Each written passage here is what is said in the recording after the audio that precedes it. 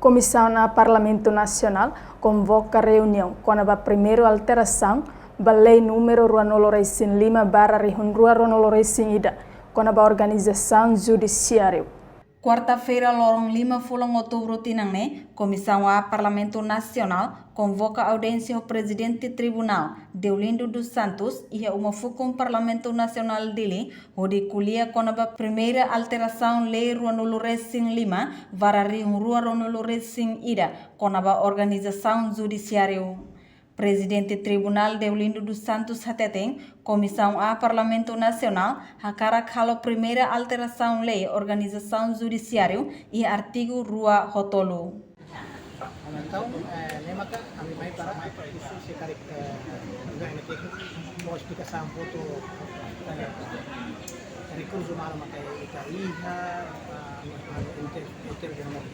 infrastruktur kita presida yang alteração ba diploma servidor de público na regra processual kode proses penal kode proses civil polícia etc. Então isso para parlamento atau considera kata tim que 24 meses yang berada proposta de 30 meses atau bateria de superior prazo 30 meses certo itu kuliah ba superior proses mas at hari ya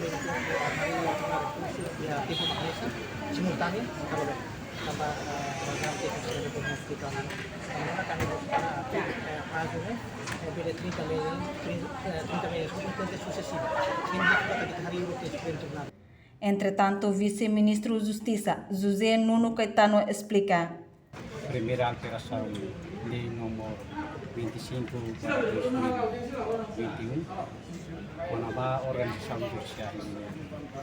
Então, lei ini tambah instalação Tribunal Supremo atau instala já depois de lei entrar em vigor, sehingga 2 de março de 2022. Lagi tambah tempo e precisa recursos humanos, lagi maka precisa qualificado.